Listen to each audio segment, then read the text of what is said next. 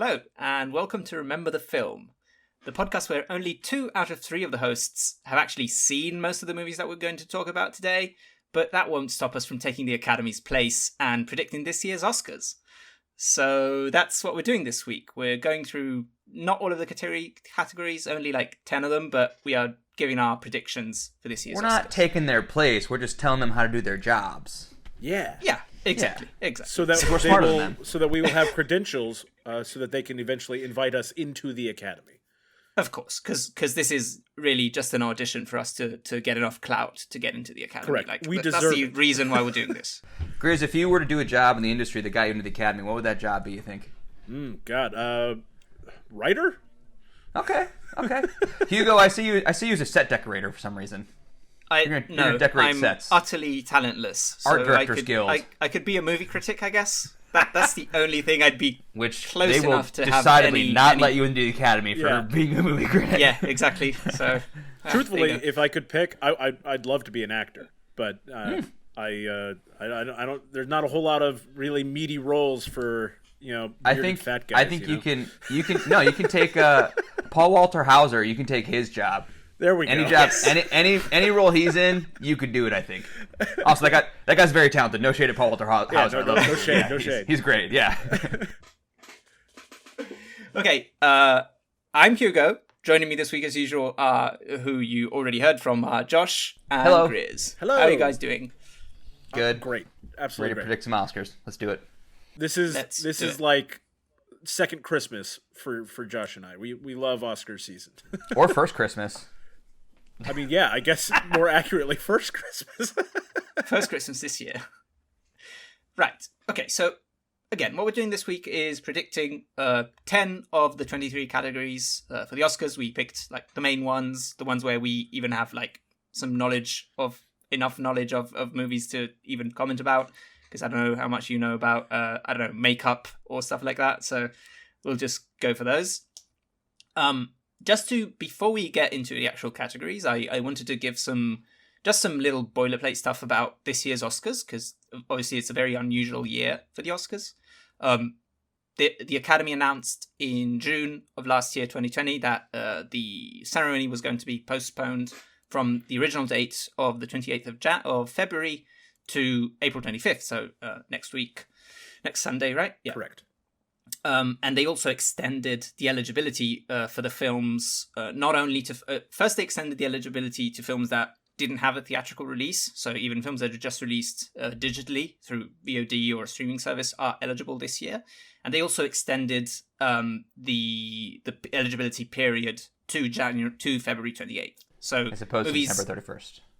Yes, opposed to December 31st. So this is I think it was only it's only the first time in Oscar history that movies from 2 different calendar years will be competing on the same categories. Yeah, couple things about that. Number one, incredible foresight, honestly, by the Academy in June of 2020 to say let's do it on April 25th. How could they have possibly known what the world was going to look like on April 25th, 2021? And like, we're not out of the woods COVID-wise yet, but like we're close to being out of the woods. So like, it's almost the point that like it could be.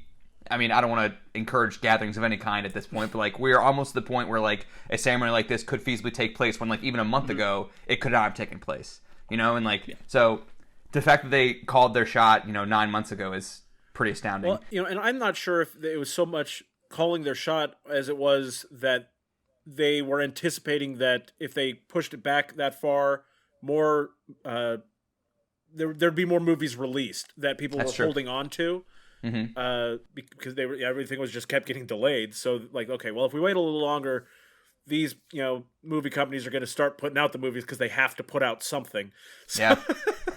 And Hugo, to your point about 2 calendar, movies with 2 calendar releases, or 2 years of calendar releases rather, this is the first time that something that premiered at Sundance was eligible for the Oscars like a month or so later, because normally Sundance is in January. And so those movies that premiere at Sundance aren't eligible for the Oscars until like 14 months after they premiere at Sundance because of the calendar year thing. But this year, for example, Judas and the Black Messiah premiered at Sundance in January, and now it's competing for Best Picture in April. And that's crazy. And it also makes a big difference because a lot of the time those movies that premiere at Sundance early in the year get kind of overlooked for Oscar season. It's hard to have legs for a year and a half for a whole almost. year, yeah. So it makes for a very interesting ceremony this year. People may not realize this, but no movie that's ever premiered at Sundance has ever won Best Picture. I mean, they've been nominated, but no movie's ever won by premiere at Sundance. So, yeah. I mean, I don't think Judas and the Black Messiah will. I don't think Judas and the Black Messiah will this year. We'll get into the predictions, but doubt. Yeah, recency bias is a big thing in the Academy. But that's kind of thrown a wrench into this year because of the release schedule is so thrown off, and the fall festivals are thrown off, and Sundance was thrown off, and all that stuff. So this is only the 4th time in Academy history that they have been postponed, which is another interesting topic. I wonder what the other reasons were, but possibly some war. I would think, maybe World War II or something. Yeah, I don't know which year they were actually this happened before, but you know what I mean. The last thing that I want to talk about before we actually get into the predictions is that this year was a record-breaking year for diversity at the Oscars. I'm just going to read a list of different firsts that this year's Oscars we are going to be celebrated at this year's Oscars. And this is based on an article from the Hollywood Reporter that came out, I think, a few days after the nominations were announced. So if you want to go give them a read. So we'll start with Riz Ahmed because he will be the protagonist of our film to remember for this week, which I will remind you is Sound of Metal. Riz Ahmed is the first Muslim to ever be nominated for Best Actor in a leading role. Some people did get nominations for supporting roles, and Mahershala Ali famously won twice in that category. And when he also in his acceptance speech. In his acceptance speech for the first Oscar, he actually did specifically mention being a Muslim and what that meant to him in winning the award. Mm-hmm. Very meaningful, for sure. Steven Yeun is the first Asian American actor to receive a Best Actor nomination. Him and Yoo Jung Yoon, if I mispronounced, I apologize, became the first Korean-born actors to receive nominations at all in acting categories. Jeez. Very interesting. Yeah. Christina Oh became the first Asian American woman to receive a nomination for Best Picture, and Lee Isaac Chung only the second Asian American to receive a nomination for Best Director. Judas and the Black Messiah broke several records, but I think the most interesting one is that it broke the record for most black contributors nominated for a single film, with a total of 10 people nominated across the 6 categories that the film was nominated for. So, for example, the 3 producers of the film are all black, so that's 3 contributors. For the first time in history, there is more than one woman nominated at the same time in the Best Director category. Only 5 women before this year had ever been nominated at all, and Catherine Bigelow remains, at least until next week, the only woman that's ever won Best Director. At least until next week, yes. At least until next week. So, spoilers for our predictions. Chloe Zhao became the first non-white woman to receive a nomination for directing, and also the first woman to receive 4 nominations in the same year, because she's nominated not just as a director, but she's nominated for editing. She did her own editing. She wrote the adapted screenplay, and she's also one of the producers of the film, so she's nominated for Best Picture. I remember back in the 2014 movies, Selma was nominated for Best Picture, and Ava DuVernay did not get a Best Director nomination. And Bennett Miller was nominated for Best Director, even though his movie Foxcatcher was not nominated for Best Picture. So, yes, Chloe Zhao is the first non-white woman to receive a Best Director nomination, but maybe she shouldn't have been. Yeah, far from the first one deserving of the opportunity. I will say most of these, it's kind of sad that these are firsts in 2021, but it's still, I think, important. It's worth celebrating now. Yes. Yeah. But it's good to also look at it in the light of this has been a long time coming. Hugo listing these is great, but it's not like we're like, we fixed it, guys. Oh, no. We're done. No. I think it's important to bring these up because they are important things that we should celebrate, but it's, at the same time, as I said, it's kind of sad that these firsts came so late in Oscar history. Last thing, in general, this was a record year for gender parity in the nominations, with women receiving a record total of 76 nominations. It's 70 women receiving 76 nominations, because, of course, some people had multiples. compared to the previous record of 65. So, although it's not that big of an improvement on the previous record, because the percentage of female nomination is still only 32%, so it's not exactly equal, and the previous record was 31%. So it's just there are more nominees this year, so there were more women nominated, but overall the percentage is pretty similar. Well, and as we've kind of referenced in previous episodes of our podcast here, the percentage is going to be tough to get up, to equality in the Academy until they fix the percentages across the industry. And so as more women are given more opportunities throughout the industry, hopefully we'll start to see more, equality in the nominations. Yes. And I know I'm preaching the choir with you two, and I get that. But if anybody listening to this thinks it's silly that we're listing these statistics here, I just want to point out to you that for the vast majority of the history that movies have existed, they've been directed by white men almost entirely. And if you think that doesn't affect the kind of stories that get made into movies, you're crazy. So it does matter. And wrong. So, and yes, I also fully appreciate that we are three white men talking yes, we are. about this, but... Not us though, right, guys?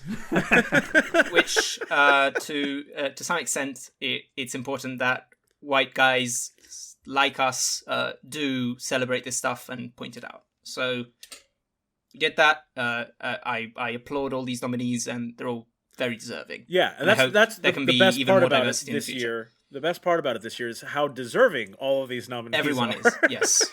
All fantastic picks. And honestly, last thing real quick is like these movies do give like fresh perspectives on like certain, seeing things from different angles that I've never thought of before. Like a lot of these movies have fresh perspectives that are really exciting to see and really interesting to watch. Absolutely. Okay, so let's jump into our main topic this week, which is predicting the Oscars for this year. As I said, I picked 10 of the categories, and I will be basing my predictions on just Oscar buzz, because, again, most of these films, unfortunately, not available in my country until after the Oscars. So most of the more accurate predictions, I suppose, will be from the two people who have actually seen most of the films. Well, so that's why I'm hosting, so I can have a role on this podcast. As far as accurate predictions go, following the buzz is how you make accurate predictions. That's true. Whether or not, but as far as like informed opinion on whether those predictions are the people who deserve to win, that comes from actually having watched the movies. Yes, let the record show that my predictions are coming from, I'm voting with my head, not my heart. Like these are not who I think should win, and a lot of these I haven't seen necessarily. And we are going to talk a little bit about who we would like to win. Yes, but yeah, I'm following. I'm following what I think is going to happen, not what Agreed. I want to happen. Not what I want to happen. For sure. Okay, so let's jump into the first category, which will be the best adapted screenplay category. The nominees are Borat subsequent movie film, which, as we said last week, is an adapted thing because the character is an original character from a previous product. So I guess it's adapted screenplay, although the process of writing this would have been essentially a new screenplay, and also a lot of it is improv anyway.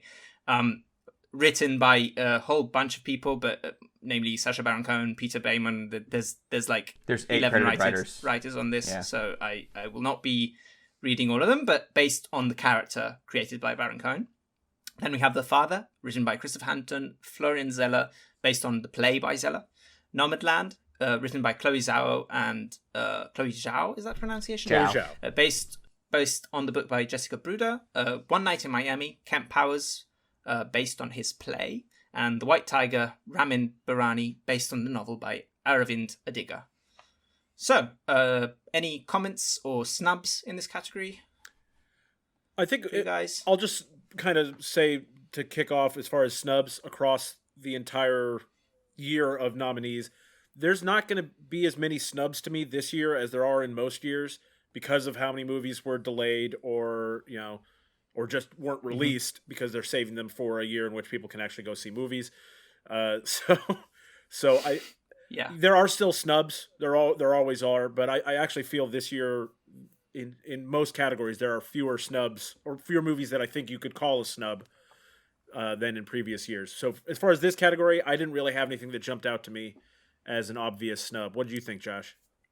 I'm just looking at the WGA award nominees, and Ma Rainey and News of the World were both in the adapted category at the WGA awards. I guess you could call them snubs, but I don't know. I haven't seen The Father, so I can't comment on that. But I mean, these are 5 great movies, so I don't know. Okay. I could have seen Ma Rainey here, I guess, but Yeah, Ma Rainey jumped out at me because it got a lot of very good reviews for the way it adapted the play specifically. So I was surprised to not see it, but again, I wouldn't necessarily consider it a snub. All movies that are highly regarded. So yeah. So I think what we're going to do with all of these categories is kind of go around and say what we wish would win. So what's like our favorite for this category and what we think will win. So let's start off with this one. I'm not going to have an opinion on what I wish will win because I've only seen Borat out of these. So I think what will win will probably be Nomadland. The one that I would like to win is The Father, which I watched yesterday, so it's very fresh in my mind, recency bias. But the one that I think will win is Nomadland, and I think that we've seen that, from most of the buzz that most people are agreeing on that front. Mm-hmm. Yeah, I haven't seen The Father yet, but I imagine that might be my wish could win once I see it, just based on the what I'm hearing. I do think Nomadland will win. I think I mentioned last week in the podcast the connection between Best Picture and the Screenplay category. And spoiler alert, Nomadland is very heavily favored to win Best Picture, so that means it's probably also going to win the Screenplay category. And I mean, I think the script is great. I think it's very tenderly written, and I think that its character work and its structure is maybe a bit more subtle than your typical movie, but like it's still there. And the light touch is, I think, pretty welcome. And I think the script's great. And like of these 4 that I've seen, it's probably what I would prefer to win. But again, I haven't seen The Father yet. Grizz? Well, and with Nomadland, the reason I think it will win in general is just because the parts that are scripted are very good, but also the way the movie was shot, there are a lot of aspects of it that are not entirely scripted because the people in the movie didn't necessarily know that Frances McDormand was Frances McDormand. So there's some aspects of the movie that are very raw and real that kind of, and they blend so seamlessly with the scripted stuff. So I really do think that in terms of the challenging aspects of a screenplay, Nomadland does some pretty impressive stuff. Also, I want to mention that because we talked about this last week a bit, like the quote-unquote adaptedness of an adapted screenplay. Mm-hmm. This Nomadland is based on a non-fiction book by Jessica Bruder, and so Chloe Zhao is basically shaping this story. It's more or less an original story that takes place in a non-fictional world, in a non-fictional setting, basically. And as Gris said, there are like some people, non-professional actors rather, playing lightly fictionalized versions of themselves. So that there's that aspect. But like this is closer to an original screenplay than, I mean, Borat's also close to an original screenplay as well. But this is closer to an original screenplay than the other 3 nominees, I guess. Yeah, and I think from the buzz, Nomadland is probably going to clean up this year. So we'll see, but I think it's very likely to win this category as well. So, okay, next category is Best Original Screenplay. The nominees are Judas and the Black Messiah, written by a screenplay by Will Beerson and Shaka King. The story is by Beerson, King, Keith Lucas, and Kenny Lucas, who I suppose are brothers. Minari, written by Lee Isaac Chung, who also directed. Promising Young Woman, written by Emerald Fennell. Sound of Metal, written by Abraham Marder and Darius Marder, brothers. Story by Derek Schoenfrantz and Darius Marder again. And, of course, The Trial of the Chicago 7, written by Aaron Sorkin. Again, I'll start us off because I'll have the least to say on the other films. But of the 2 I've seen, I've obviously seen Trial of the Chicago 7. We talked about it on the podcast. And Sound of Metal. I obviously, Sorkin's writing is excellent.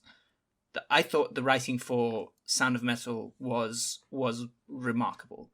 I think that the fact that it has to blend the written word with sign language is not just a feat of filmmaking, but it's also in the writing. And the fact that they had to kind of work this story around the fact that he was going to be interacting with real life deaf people, and I don't know. I thought that aspect of it was really remarkable, and I thought the writing was fantastic across the board. Yeah, I mean, we'll get to Sound of Metal, but like I think that the character work in particular is extremely good on the page, and this is a very, very well written movie. Big fan. And very subtle as well. Yes, definitely. Which is also something that I really appreciate. 2 snubs for me. No Palm Springs, which was one of my favorite movies of the year. I think we've all talked about it before. And I just want to say on the Palm Springs thing, this feels like the category where it could have worked its way. Yeah, in. it's kind of like the wild card. Sure. You know, that's a wild card kind of movie that could like appear into original screenplay, and it did get nominated at the WGA Award for original screenplay. The other snub is Mank. No Mank here. So Jack Fincher, who passed away 20 years ago, his son got his movie made, and I was hoping to see him here. Just to would have been a cool story. Yeah, it would have been a great nomination, and also I think it's really surprising that it's not here because it was nominated for everything else. It was the most nominated film with 10 nominations. So I was really surprised to not see it on this list. Those 2 snubs aside, I mean, I don't even know if I would like replace either of those 2 with any of these 5, just because these are 5 really, really, really good movies. I love all 5 of these movies, so no shade at these 5. This is good batch of nominees. Fair, Grizz, who do you got? So who do we think we will win? Well, so as far as who I think, I guess I should say who I thought should win. I would have said Trial of the Chicago 7, but you guys know I'm a Aaron Sorkin fanboy, so that's where my heart is. I want that to win. But who will win? Promising Young Woman is my prediction for who will win. It won the WGA, which is a good metric for this category. So did it win the BAFTA too? I think it won the BAFTA. It might have. I didn't write that down. I think it did. But I know that it won the WGA, and having just recently watched the movie, the script is really freaking good. I really, really, really like this movie, and I also really enjoy how it's written. It's a very well written movie, for sure. I think I agree with you. Promising Young Woman is probably the one that I've most been looking forward to. It's still not available here, but I think I would really like that movie based on my taste. I think I agree with you, Grizz. I think that this kind of is a 2-horse race right now between Promising Young Woman and Trial of Chicago 7, and I think in recent weeks, Promising Young Woman has kind of pulled away because of the WGA award. I think I'm assuming it won the BAFTA as well, but Trial of Chicago 7 did. By the way. Okay, cool. Trial of Chicago 7 did win Best Screenplay at Golden Globes, but we all know that doesn't mean anything. So, I won't be surprised if Trial of Chicago 7 comes in here, but I'm going to go with Promising Young Woman. It also would be the category where that film could get its win as well. I know we shouldn't think in these terms. It might come up again later. Yeah. But, I mean, we shouldn't think in those terms, but I think voters do. Voters think, I really liked Promising Young Woman. I would like to reward it someplace. This could be the place where they decide to reward it. Yeah. Okay, so our prediction is Promising Young Woman in this category. So next up, we have Best Cinematography, which I think is an interesting one. The nominees are Judas and the Black Messiah, cinematography by Sean Bobbitt, Mank, Eric Messerschmidt, News of the World by Darius Wolski, Nomadland, Joshua James Richards, and The Trial of the Chicago 7, Pheidon Papamichael. Let me just say, I do not understand why The Trial of the Chicago 7 is in this category over, like, Tenet, for example. I think that was an interesting pick. So my snub would be Tenet, and I'll talk about this movie again when it comes up, but I think also The Five Bloods has very good cinematography as well. My snub was also going to be Tenet in this category. Yeah. But I think as far as the reason why Trial of Chicago 7 over Tenet is that overall Trial of Chicago 7 was a better received movie. People were disappointed by Tenet, whereas more people were, surprised by Trial of Chicago 7, and so maybe that's what pushed it over the edge for a lot of people. For sure. I can see that, but again, we talked about this last week, but I sometimes I wish like films that are excellent in specific things would get rewarded for those things, even if the overall reception isn't as positive. Because, for me personally, I was quite disappointed by Tenet, but I thought The cinematography was quite good. What they were able to do completely in camera was impressive. I think that, I mean, these, I haven't seen News of the World, but these are, the 4 I've seen are very good nominees here. I would have liked to have seen Promising Young Woman here, Benjamin Krakun's cinematography, because that is a extremely stylish movie. Very stylish. And, yeah, I would have liked to see him here. But these are 4 good nominees, and I'm sure News of the World is good too. I think for my winner, I'm going to choose Joshua James Richards for Nomadland, but I wouldn't hate it if Eric Messerschmidt for Mank won, or Sean Bobbitt for Judas and the Black Messiah. I think those are both very well shot movies. But I think Nomadland, Joshua James Richards will win. We will get a little bit more clarity about this later tonight because the American Society of Cinematographers Awards are later tonight, and so like whoever they give the award to could probably be your new front runner. But I'm thinking it'll be Nomadland. Chris, the one that in my heart of hearts I feel should win is Nomadland. I think that and this happens a lot in the cinematographer category. A lot of voters view it as most cinematic movie wins best cinematography, and Nomadland is by far the most cinematic in my mind in this category for the ones that are nominated. Granted, I haven't seen News of the World, but I have seen the other ones, and Nomadland has sweeping landscapes and beautiful natural lighting and Terrence Malick-esque, yeah. Yeah, so I mean, Nomadland's built for this category in a lot of ways, and so they are also who I think will win. So again, another prediction for Nomadland. As we said, probably going to clean up. Shout out to Mank, though. I think the black and white cinematography in that film will not get enough credit, but it's absolutely fantastic. Fincher's movies always look amazing. I think I said that last week too, yeah. But this one's no exception. It looks really good, and it might come up again later. For sure. Okay, next category. Best Supporting Actor. In this category, we have some controversy, I think. But let's get the nominees out. Nominees are Sacha Baron Cohen for Trial of Chicago 7 as Abby Hoffman, Daniel Kaluuya for Judas and the Black Messiah as Fred Hampton, who is also in Trial of Chicago 7, incidentally, Leslie Odom Jr. for One Night in Miami as Sam Cooke, Paul Raci for Sound of Metal as Joe, and Lakeith Stanfield for Judas and the Black Messiah as William Bill O'Neill. So we have both Judas and Black Messiah in the supporting actor category. Yeah. So I guess that movie doesn't have a lead actor. Yeah. That was very, very, very strange when I saw those nominees. Well, I loved Lakeith Stanfield the day the nominees were announced. He just tweeted, I don't know, I'm as confused as you guys are, something like that. But he was also just like happy to be nominated, obviously. Yeah. I love him. I really love him. He's an amazing guy. He's the lead in the movie, though. We can all agree that Lakeith Stanfield is the lead in the movie. Yes. I haven't even seen it, and I agree because I know the premise. Well, of he's the lead. I mean, Fred Hampton's also like you could argue that they're close. co-leads. I would say co-lead in my mind.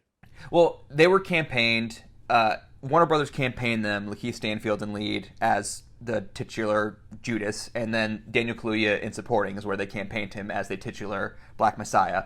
But Grizz, to your point, excuse me, I could see them as co-leads, but I can also see Lakeith as lead and Kaluuya supporting. Yeah, Kaluuya in supporting isn't that bad. To Lakeith in terms of overall leading the movie. Well, he's the point of view character. It begins and ends with him, and like both have narrative power, but I think Lakeith a little bit more. But they're definitely not both supporting. And how this happened, by the way, just real quick, is if you can't be nominated in 2 categories the same performance. So if you get enough votes for nomination in 2 different categories, you're put in whichever category you receive more votes for. And so somehow Lakeith Stanfield had more supporting votes than lead votes. I don't know how that happened, but he did. So that's why they're both supporting. It's strange. Well, I'm glad you explained that because we're talking snubs right now, right? Sure. Yeah. Yeah. So if I can start, just because I really feel strongly about this one, for me, this category has the biggest snub for me of all of them, and it's Delroy Lindo for Tight Bloods. Yes. 100%. You could technically argue that he might be a lead, but I think that film has so many characters that it's difficult to nail down who a lead is. But regardless, his performance was my favorite performance of the year. Even though that film had, some structural problems, but his performance specifically was, for me, absolutely stunning. And I think he really deserved it, and I think it's really sad that he didn't get a nomination for this. That movie's worth watching purely because of his performance, I think, for absolutely. sure. And if you haven't checked it out, please do so. So I definitely think Delroy Lindo was an obvious snub. I also think that it would have been really cool to see Alan S. Kim from Minari in here, because little 8-year-old boy, that would tie him for the youngest nominee ever, and also a really good performance, like especially considering he's 8 years old. But those were the actual snubs. But I would also say a snub would be anyone that wasn't actually the lead in the movie they were in. That's a snub, because basically, from my standpoint, I thought Daniel Kaluuya and Lakeith Stanfield were both leads. I would say Trial of Chicago 7, Sacha Baron Cohen is one of the leads. He's not lead in that. I mean, he's not. In the sense that there's no lead, but they're either all leads or, Yeah, that's fair. Speaking of Trial of Chicago 7, I would have loved to see Mark Rylance in supporting actor. I mean, he just won this category like 5 years ago, but he's low-key really, really, really good in Chicago 7. He kind of drives the movie forward really well as the defense attorney. Yeah, but also, so if I can... Sorry, go ahead. I was just going to finish. I also wanted to say that Leslie Odom Jr., I could make an argument for being a lead, because in One Night in Miami, it's about 4 guys. They're all the lead to me. Well, it's about 4 guys, but if anybody's the lead, it's Malcolm X and Sam Cooke. Like, sure. They're the main guys of the 4. So I agree with you. He again ends up in supporting. So, of all the nominees, the only person that stands out to me is actually a supporting role is Paul Raci in Sound of Metal. And he is great so nomination, good. By the way. Yes. He is fantastic. Yeah, we weren't sure he was going to get nominated here. I'm so freaking happy he was. Like, yeah. And we'll talk about him later, but what a devastating performance. Yeah. Yeah. If I can throw out just for a second a sneaky pick, because this is something that would never get nominated because it's a purely comedic performance, but J.K. Simmons in Palm Springs. Yeah, I mean, adore him. Great. It's not the kind of performance that would get an Oscar nomination, but I think one of the great comedic performances of the year. So, what are our predictions then? Kaluuya's going to win. Kaluuya. He's cleaned up every award from the Golden Globes on, so he's going to win. Golden Globes, Critics' Choice, SAG Award. I mean, he's been all over it. Daniel Kaluuya is going to win. I think Paul Raci should win, on the premise that he is the actual supporting actor in the category, but Kaluuya is going to win. like I said, I can see Kaluuya as the supporting. Like that's a defensible category placement. Sure. Yeah. And honestly, between Kaluuya and Raci, if either one of those guys, in terms of like what I would prefer to win, either one of those guys is fine with me. I think they're both brilliant, and I'm also really happy that Daniel Kaluuya is going to have an Oscar, because he's one of my favorite. He's one of the most interesting actors working today for sure. He's been fantastic for several years at this point, and great in everything he does. Just, if you haven't seen Widows, just look up the gymnasium scene from Widows and watch Daniel Kaluuya in that 2-minute scene. He is unreal in that. It's so good. Mm. Okay, so our next category will be Best Supporting Actress. The nominees, Maria Bakalova for Borat's subsequent movie film as Tutar. I love this inclusion. It's so funny to me. I'm sorry. Glenn Close for Hillbilly Elegy as Bonnie Mama Vance. Olivia Colman for The Father as Anne. Amanda Seyfried for Mank as Marion Davis. And Yoo Jung for Minari as Sunja. So, another interesting category. I think the inclusion... Yoon... It depends on where in the world. It depends where in the world you put the last name first or the second name first. Depending on where you are. Yep. Okay. So I read it out as it was written on the Wikipedia page for this year's Oscars. So if I was wrong, blame Wikipedia. I tried that argument in college a few times. That did not hold water. Well, we're not getting graded on this, so it should be fine. Okay, so what do you guys think of this category then? I'm not sure there's a snub that jumps out at me. I didn't think of any snubs either. I'm looking at, I'm looking at the other award shows. Nothing's really jumping out at me. Dominic Fishbach for Juice and the Black Messiah. I think she's great in that. She could have been here, I think. Truth be told, I think that Viola Davis and Ma Rainey is actually supporting and not lead. I agreed with that. Yeah. She was put in the supporting category for Fences 4 years ago, and she was put in lead this year, and she has way less screen time in this than she did in Fences, where she was supporting, and now she's lead. So, I thought it was odd as well. Yeah, maybe she should have been here, but yeah, other than that, this is a good group of nominees. Well, and I think that's interesting because I think if she was in supporting, I think she would have run away with it.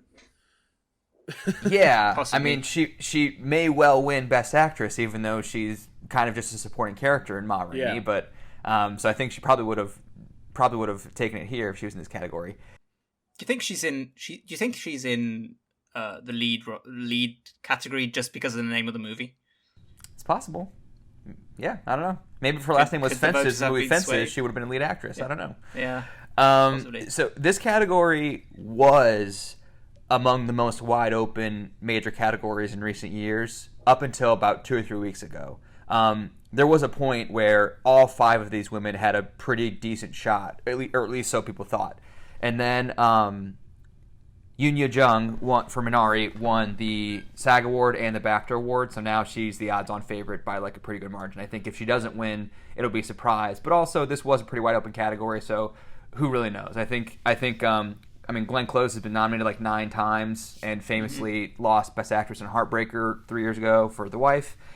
She lost to Olivia Colman, who also could win this, but I kind of doubt it. I'm not counting on Amanda Seyfried. Maria Bakalova was a very beloved performance. She has won a couple. I think she might have won the Critics' Choice Award, possibly. But So my prediction is Yoo Jung, but we'll see. So, in my research, I found multiple articles referencing the speech that Yoo Jung Yoon gave at the SAG Awards. At the BAFTAs. It was at the BAFTAs. Yeah. And that is what is cinching it for her in a lot of people's minds, that she will win the Oscar. So you're touching on something there, and that is that, you know, these precursor award shows not only are kind of getting the temperature of the room in terms of what people are thinking for these various awards, but also like giving people an opportunity to give speeches that are like auditions for Oscar speeches, basically. And like, you may think that's not a big deal, but it kind of it's a non-zero factor for sure. Yeah. You know, Brad Pitt was, you know, doing a great circuit last year in his Best Supporting Actor speeches, and like every speech was different. He had jokes. He had to have a team of writers helping him out and things. They were fantastic. No shade to Brad Pitt. He for sure had somebody writing them. Though. Yes, but each speech was great, and each speech was like an audition for his Oscar speech, basically. And like, people are watching these award shows saying like, yeah, I'd like to see him give another speech. I'll vote for him in this category. So yeah, you might be onto something, Grizz, there, and that may help her case. And coincidentally, that is also who I want to win. Personally, I would love to see Amanda Seyfried win this. I think she's great in Mank, and the relationship between Marion Davies and the Mank character is the emotional spine of the movie. And I kind of, when she first appears on screen, I kind of had low expectations for the character, but she ends up being probably the most interesting person in the movie. So huge shouts out to her, but I would love to see that happen, but I don't think it's going to. If I can just for the chaos, I would love for Maria Bakalova to win, because I think she would jump on screen in character with Sacha Baron Cohen and they would just go insane at the Oscars, and that would be hilarious. So just throwing that out there. She was fantastic in that. Serious shout out to Maria Bakalova. Yeah, I mean, she came out of nowhere. I think she's a Bulgarian actress, I want to say, but like, yes, completely unknown, and she holds her own against one of the great comedic geniuses of our time, and she really does steal the movie, and it's a very demanding performance, so really big shout out to her too. Really demanding performance. The amount of stuff she has to put up with and stay in character while is staying insane. Character. Including Rudy Giuliani. Yeah. Including really... oh my god. Let's not even go there. Yes. Moving on. Grim. Moving on. But as far as Yoo Jung Yoon, the reason I like her performance the best is because I think that it's an incredibly endearing character. And it also has some range because she has to go through a variety of emotions, but then also there's a point in the movie where something very drastic happens to her and completely changes the role, and it's brilliant. So she's the one I want to win, but I also think that she will win. Okay, so that's our prediction. Next category will be Best Actor in a Leading Role. So we have the nominees Riz Ahmed, Sound of Metal as Ruben Stone, Chadwick Boseman, who unfortunately passed away this year, for Ma Rainey's Black Bottom as Levy Green, Anthony Hopkins for The Father as Anthony interesting. Gary Oldman for Mank as Mank, Herman J. Mankiewicz, and Steven Yeun for Minari as Jacob Yi. Chadwick Boseman is probably running away with this one, right? I mean, yeah. Odds-on favorite is Chadwick Boseman. And I think deservedly so. I mean, his performance was absolutely fantastic.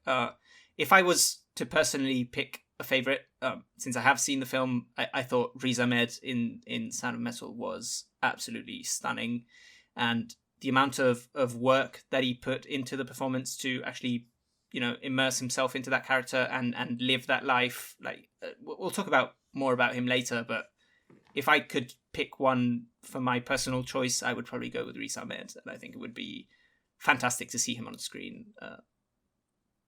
delivering a speech after that performance. I think I agree. I think Riz Ahmed in Sound of Metal is probably my favorite performance of the year, or among them, or at least of these five. It's certainly my favorite of the five. And I would love to see that too. It's probably not going to happen though. This is almost certainly going to go Chadwick Boseman posthumously. However, there is a non-zero chance Anthony Hopkins sneaks in here, and I haven't seen The Father, but Grizz, you have. What do you think about that? When we were asking who should win, I would have been happy with Riz Ahmed, Anthony Hopkins, or Steven Yeun. All of them, I would be A-okay with winning. But Anthony Hopkins, I think, of those, probably has the best chance because that role is really complicated. The premise... do you guys know the premise of The Father? Yes. Okay, well, I guess I should say it for the audience. He's an elderly man who is having some memory issues, and but he's also a very self-reliant, person, and doesn't want help from anyone. And this movie deals with, what he's going through in a profound way, and the role, having to act out the things that this character is going through is, at least from the outside looking in, would appear very challenging. But then again, we can say that about having to play a deaf musician. We can say that about having to play a Korean immigrant, yes. About having to play a alcoholic screenwriter. And the reason I think that it comes down to performance. The reason I think it comes down to Chadwick Boseman, even beyond it being posthumous and that being a thing in the Academy, I think Chadwick Boseman, in addition to having a challenging role on screen, people will also be taking into account the challenges he was going through as a person acting at that time, battling cancer, and and not letting any of that get in the way of him making a extremely memorable performance. And so I think that's what gives him an edge in this category, is because it's not just about the performance, it's also about the actor himself. But let's just say, because we haven't said it yet, it is an excellent performance. Fantastic. It's very good. Just his energy and the way his energy shifts as he goes into like these, because he's a very upbeat character, but his energy does shift in these very somber soliloquies at times, and like just the way he can change on a dime like that is really good. And also, like, from upbeat, happy to angry, also can change on a dime. It's a role with a lot of range. Again. Yes, and he's also kind of playing it up a little bit because it is it's based on a play, so he's kind of playing to the back row a little bit, but like for a reason. His character is playing to the back row, and like it's a really, really great performance. And even if he hadn't tragically passed away last year, I think he'd probably still be a front runner. I think here. he still would have been a front runner. However, I think that may be the it factor between him and Anthony Hopkins, though, is the fact that he's no longer with us potentially. Also, shout out to Gary Oldman real quick. Like, I think Gary Oldman's great in Mank. Like, no one seems to agree with me, but I think his performance is amazing, and I thought he was great in Mank, and I thought, like, if you had told me last year that Gary Oldman was going to be nominated for Best Actor and he would be my least favorite performance, I would have said that's absolutely insane. That's not to say it's a bad performance by any means, because I do love it, but like, they're all really good. The thing is, he won Best Actor for Darkest Hour, playing Winston Churchill a few years ago, and like, I was just kind of like tired of Gary Oldman at that point. Like, no offense to the guy, I love a lot of his movies, but like, I was just kind of sick of him and his shtick to an extent. And then, so I was like prepared to not like him in this, and I absolutely loved him in this. So shout out to Gary Oldman. You're not going to win, but I liked your performance. No one else seemed to. Okay, so our prediction, Chadwick Boseman, but as we said, these are 5 very deserving performances. Have Do you have Josh any and snubs? by the have way? Josh and I differed on any of these yet? Have we? I don't think so. Okay. I thought we might differ on original screenplay and cinematography, but we went the same way on both. We of went those, the same so. way. Fair, Actress fair though, enough. actress could be it. That Let's could see. be it. Yeah. So, next category, Best Actress. The nominees, Viola Davis, who we already talked about, is probably not a lead in that film at all, for Ma Rainey's Black Bottom as Ma Rainey, but there you go, she's in the title. Andra Day for The United States versus Billie Holiday as Billie Holiday. Vanessa Kirby for Pieces of a Woman as Martha Weiss. Frances McDormand for Nomadland as Fern, and Carey Mulligan for Promising Young Woman as Cassandra or Cassie Thomas. Another interesting category, because you have two films that aren't in many other categories getting a nomination here, which I thought was interesting. That's usually But pretty what would you typical, guys though. pick? What, sorry? It's usually pretty typical for all of the Best Actor nominated performances to be in movies that were also nominated for Best Picture, and it's more common for the Best Actress movies to not be nominated for Best Picture, and that's probably indicative of the kind of movie that we are choosing to honor with a Best Picture nominee, and also kind of maybe, I don't know, there's probably something to glean there about sexism in the industry, but that's just something that's usually the case. Yeah, it would suggest that the good, meaty leading roles yes. generally tend to go more to men than they do to women. That's what I'm trying to say. Yes. There you go. Thank you. Yeah, there is that. But that being said, what do we think of these nominees? So, I think I haven't seen Piece of Woman or United States versus Billie Holiday yet, but the other three are outstanding. And I mentioned that the supporting actress category was 2-3 weeks ago among the most wide open races in recent years. Now this is among the most wide open races in recent years, because all the precursor awards that we usually look to for hints on the temperature of the room. Carey Mulligan won Best Actress at the Critics' Choice Awards. Frances McDormand won Best Actress at the BAFTA Awards. Viola Davis won Best Actress at the SAG Awards. And Andra Day won Best Actress at the Golden Globes Awards, which don't matter, but still. Like, the fact that the four major precursors all went to different people in this category is wild. So I don't really know what to do here. Yeah, I mean, it's a total toss-up for who will win. The one that I think should win, I would have voted for Frances McDormand for reasons that I stated earlier about how difficult it is to deliver a performance where, I mean, she was living as the character for extended periods of time, and there's something to be said for that.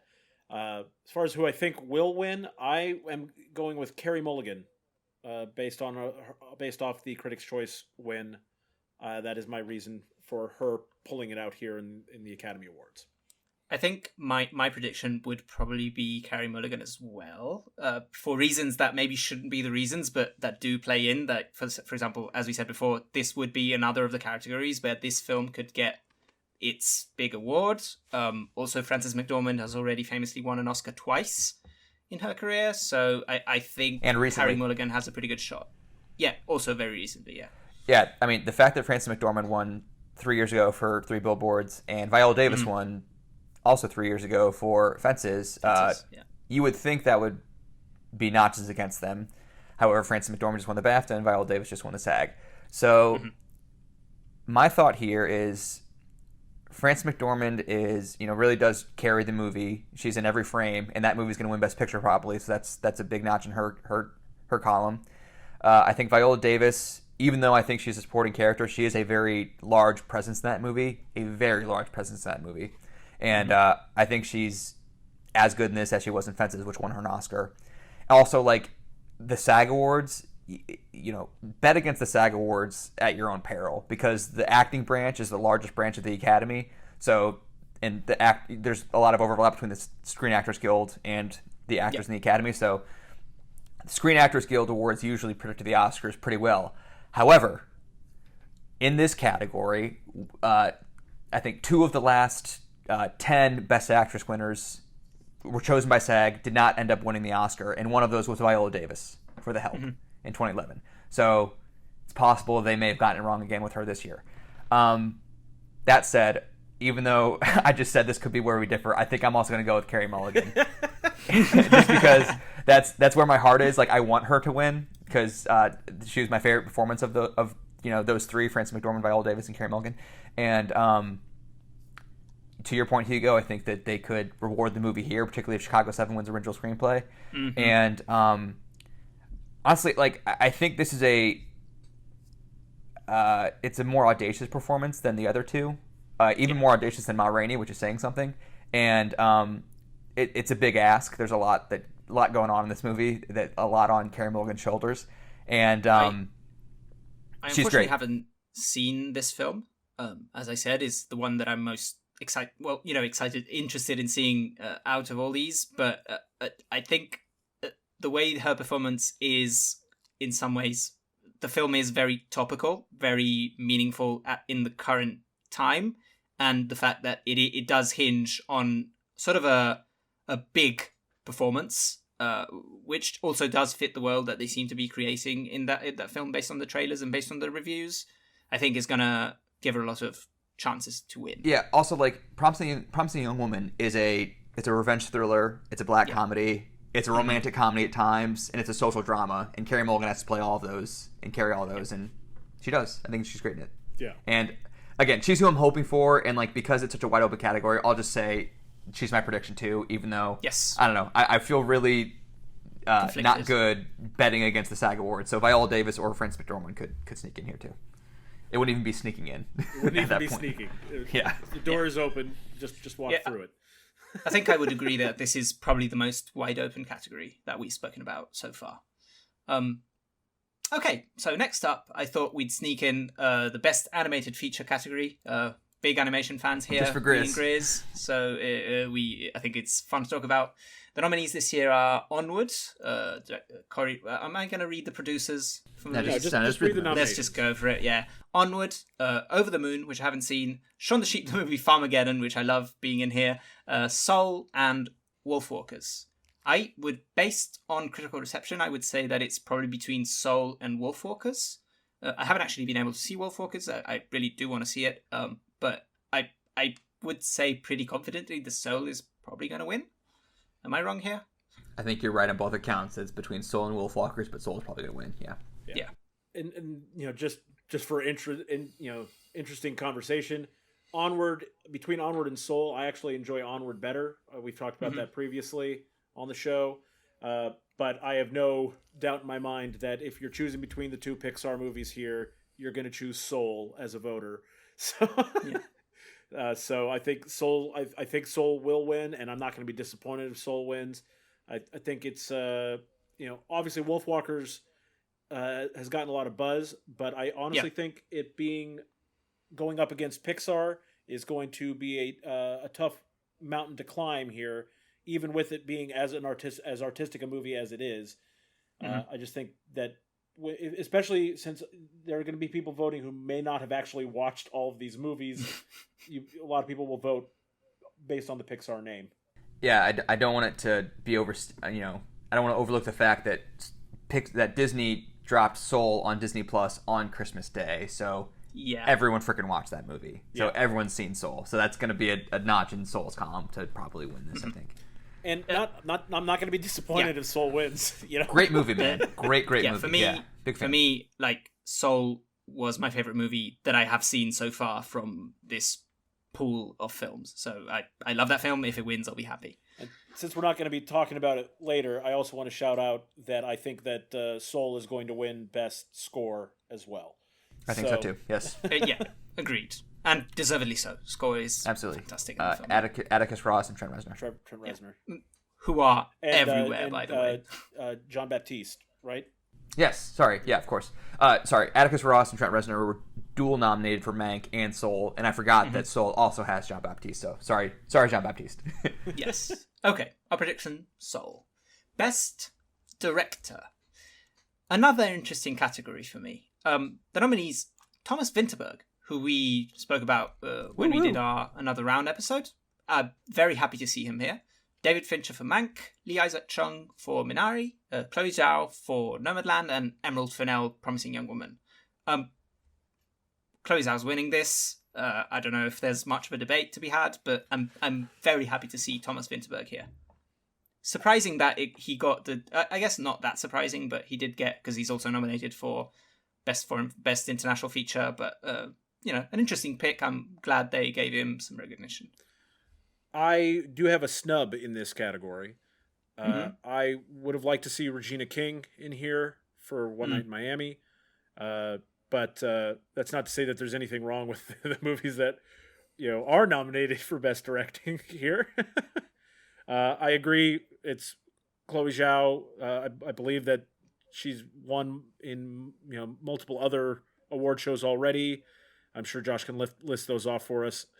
But all the signs point to her, and I also think that in terms of just looking at the movies, I think that in terms of making the movie, No Man Land was a more complicated film to make. A lot of different locations to deal with. All around, just I think it's probably a more challenging directorial job. You're right that she did win the DGA award, which is a very, very strong indicator of Oscar futures. And she also won the BAFTA award. So, yeah, I mean, Chloe Zhao's cleaned up. She won at the Golden Globes as well, which doesn't matter, but worth noting. So, Chloe Zhao's cleaned up every award. Leading up to the Oscars, she's a high odds-on favorite for the Oscar itself. In terms of snubs, I would like to see Shaka King in here for Judas and the Black Messiah. Yep. I think that movie is really, really good and a really well-directed movie. He's got, there's a lot of shootouts in that movie that he's got to stage. The opening scene of that movie is so well staged, where Lakeith Stanfield's character steals a car using a badge. Just excellent stuff. Dressed as Humphrey Bogart. Yes, just I really like. We haven't been talking about it much, but I really, really enjoy Judas and the Black Messiah, and I think Shaka King's directing is excellent. And I'm really excited to see what he does next, and I would have liked to see him here. But yeah, I'm glad Emerald Fennell is here because I love Promising Young Woman as well. I'm glad David Fincher's here, and I think if Chloe Zhao somehow doesn't win, I would think David Fincher would win, but that's not going to happen. Chloe Zhao's going to win this, and deservedly so. Nomadland's a great movie. Yeah, so I think we all agree on that one. We've been really spot on with our predictions, by the way. And Chloe Zhao, shout out to The Eternals, due out in November. Her next movie is a $200 million Marvel movie after making this $5 million Best Picture winner, likely. So. Which, by the way, she did not to take us off topic, but she did some interviews where apparently they've been doing a lot of, like, the film will have less CGI than most Marvel movies, is what she said, which is interesting. I thought that was good. We'll see. See our Denis Villeneuve episode for my comments about our Prestige to Blockbuster pipeline. We're putting all of our most talented directors into at the moment, and see Chloe Zhao for an example of that. It is what it is. But hopefully after that she gets to make a lot of her own original things out of the success of that. Yeah. Okay, we did it. We're at the big one. Best Picture. Congratulations, Nomadland. What? Yeah, it's going to be Nomadland, but let's talk about the nominees. It's for sure going to be Nomadland. But the nominees, The Father, Judas and the Black Messiah, Mank, Minari, Nomadland, Promising Young Woman, Sound of Metal, and The Trial of the Chicago 7. Once again, I would like to shout out The Five Bloods, a film that I think could have deserved a spot on this list. Again, I will never really understand the point of having up to 10 nominees but not nominating 10. I understand there are some weird voting procedures and reasons why if a movie doesn't have enough points or whatever, it doesn't get on the list. But if you have 10 spots, I don't see why you shouldn't shout out 10. But that being said, Nomadland is winning this. It won everywhere else. Not much to say for me. Yeah, I mean, it's pretty obvious Nomadland was going to win. They won the gamut leading up to it, so... Yep. Yeah, this is the most heavily favored Best Picture frontrunner in probably close to a decade. Like, I was thinking back, and 2012 it was going to be either Argo or Zero Dark 30. 2013 it was going to be 12 Years a Slave or Gravity. 2014 it was going to be Birdman or Boyhood. 2015 it was going to be Spotlight or The Revenant. 2016 it was going to be La La Land or Moonlight. 2017 it was going to be Shape of Water or Three Billboards. 2018 it was going to be Green Book or Roma. 2019 it was going to be Parasite or 1917. And this year there's no number 2. It's going to be Nomadland. No clear number 2, no. Yes. But as far as snubs, like Hugo said, I agree. It does not make sense to me to allow up to 10 nominees and not nominate 10 movies because, why wouldn't you? It doesn't hurt anything to nominate more great movies. So snubs, Soul, because I think in my mind, one of the Best Picture nominees should always be one of the best animated features. I mean, it's like, it's the constant implication that animated feature is less than in the eyes of the Academy, and I have a problem with that. So I would say it would have been cool to put Soul in there. I think One Night in Miami, Ma Rainey's Black Bottom, both would have been equally. People were thinking both of those would be in this category. Like everyone was predicting both of them would be here, and they're not. So, but why, Josh? But why? I mean, I'm not really sure. I mean, Ma Rainey, I think, got the most nominations without a Best Picture nom this year, I'm pretty sure. And, like, I think typically when a movie gets 4 or 5 nominations like it did, it will get a Best Picture nomination, as we talked about last week. I think The Father was kind of a surprise, and Sound of Metal was kind of a surprise getting in here. And I think that people had... I think people expected Ma Rainey and One Night in Miami even before those two, and also even before Judas and Black Messiah. But... personally, I like Sound of Metal and Judas and Black Messiah more than I liked both One Night in Miami and Ma Rainey, so I'm not complaining about. I liked The Father better than everything. It's so good. I'm never gonna watch it again because it's so devastating. But in case it needs to be said, 8 fantastic movies. I haven't seen The Father yet, but the 7 I've seen are just 8 really, really, really good movies. And my least favorite of these nominees would be like my 3rd or 4th favorite in any other year of the past decade, I bet. Honestly. Okay, so yeah, Nomadland. I think we did it. We gave all of our predictions. We'll see how many we get right. I'm thinking we were pretty on point with our predictions, but we'll see. Do you guys have any final thoughts on the Oscars? I just wanted to say, be sure to follow us on Twitter at RTF Pod, and then also Good Game Reason, Brosh Jadley, and Hugo Panay, because at least Josh and I are going to tweet out all of our predictions. So that you can laugh at us when we are inevitably wrong.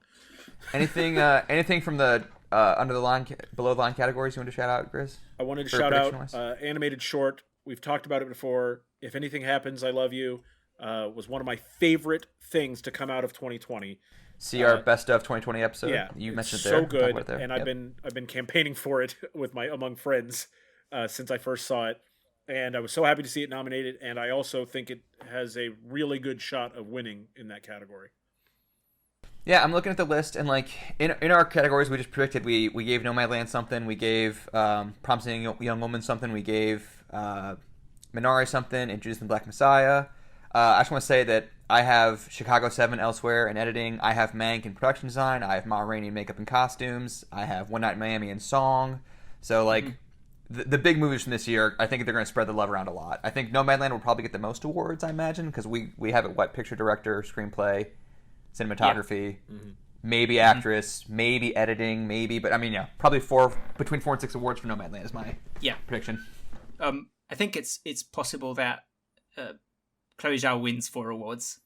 Yeah, for the 4 nominations. Would she be the first person, second person to win 4 awards in one night? I'm not sure, but she's certainly the first woman to ever have 4. But I'm not really sure. Well, because Roma 2 years ago, Alfonso Cuarón was personally up for picture, director, screenplay, cinematography because he shot the movie himself, and like I think they were like talking about the possibility he would win 4.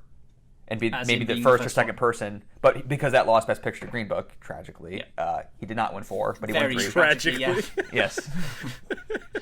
Just wild tragedy. Wild Green that Book happened. Winning. Yes. Of what we haven't talked about, and this is a good segue into our film to remember this week, I would like to shout out the Best Sound category, where I hope Sound of Metal wins, because it would be absolutely deserving of it. Great segue. Let's take us into Sound of Metal. Well, just on that note, I wanted to say that when I thought we were going to be talking about all of them, when I wrote who should win Sound of Metal, who will win Sound of Metal, comma, duh, because it just seems so obvious to me that Sound of Metal should win Best Sound. I hope so. Yeah, for sure. Okay, so let's go into the film to remember. Our film to remember this week is Sound of Metal, which is the reason why we picked it is, to be honest, is because it was the only Best Picture nominee that we haven't already talked about and that was available in Italy. But we were quite lucky in picking it because I thought this film was absolutely fantastic. Spoilers. Just some boilerplate stuff about the film. The film actually premiered in September of 2019 at TIFF. But of course, with the pandemic and everything that happened last year, it was delayed several times, and it actually released at the end of 2020. It was released in theaters where theaters were open on the 20th of November, and then it was made available on Prime Video on the 4th of December. Because I think Amazon is producing this film, right? Yes. It was co-written and directed by Darius Marder, and it's his feature debut, which I thought was remarkable. He previously worked with, he previously worked with Derek Chanfrance, who also co-wrote this film on his movies Blue Valentine and The Place Beyond the Pines. So, of course, he had worked on very good movies before. You can see that the character design of Ruben in this is similar to Ryan Gosling's character in Place Beyond the Pines. I didn't notice that until recently. And also the absolute depression that this movie caused me is very similar to what the depression that Blue Valentine caused me. So, for sure. Do with that what you will. The interesting about the film, the director wanted whoever was cast as Ruben to actually play the drums and actually learn sign language on camera, because he wanted to have some scenes where the actor was improvising kind of comedic beats with actual deaf people, so speaking sign language with them. So Riz Ahmed had to train for several months for this role. He apparently trained for 8 months in both drumming and American Sign Language. And which I think is a credit to his commitment to this role. The film was released with open captions. If you don't know what open captions are, the difference between open captions and closed caption is that open captions are burned into the film. So there isn't a version of this film that doesn't have subtitles and captions. This was released even in theaters. This already had subtitles on. And the idea was the deaf community and hearing people could experience this film together and have the full experience of this. This, of course, wasn't something that they were able to really achieve, because the theatre experience for this film was essentially lost given the pandemic. But I thought it was an interesting wrinkle in what they were aiming for with this film. The film was about Ruben, who is a heavy metal drummer who, at the beginning of the film, we see him play with his girlfriend. He lives in an RV, and they are going on this tour, and they are starting to garner some success. But tragically, he starts losing his hearing. And so it's essentially his story having to deal as a drummer with losing his hearing, and he eventually ends up in this deaf addict community, and it's his story. Yeah, because we also learn that he's an addict. I would argue the movie is not really about him dealing with deafness as a drummer. It's more him dealing with deafness as an addict. It's more the thrust of the story. Absolutely, yeah. It's just the premise of him being a heavy metal. That's the elevator music. Pitch. That's the elevator pitch. Yeah, for sure. I think music is a big part of his life, which we can see at the beginning, where he listens to a lot of different genres. He plays in a metal band. It's kind of a big thrust for the person that he is. And in that sense, I think it's quite interesting that they choose a musician to lose his hearing. It's quite tragic. I think they choose a musician to lose their hearing because it's the sort of thing that anyone who is hearing what the movie's about is going to immediately be like, oh, yeah, I can see how that's going to be a challenge. And then you come in and you're surprised by... some of the other challenges. Well, so as a reminder, I chose this as one of my favorite movies of the year in our Best of 2020 episode, and I'll repeat myself what I said then, is that they do an incredible job of building stakes in this. Because like you guys just said, the elevator pitch of this movie is a heavy metal drummer loses hearing, and the audience immediately goes, oh no, that's terrible, because he's a drummer, he needs his hearing. But it's not just that he's a drummer and he loses his hearing, it's that, as Hugo just said, he lives in an RV with his girlfriend and bandmate, and she's his whole world, and their band together is his whole world. And we learn that he's an addict, and we learn that there's probably some codependency going on between.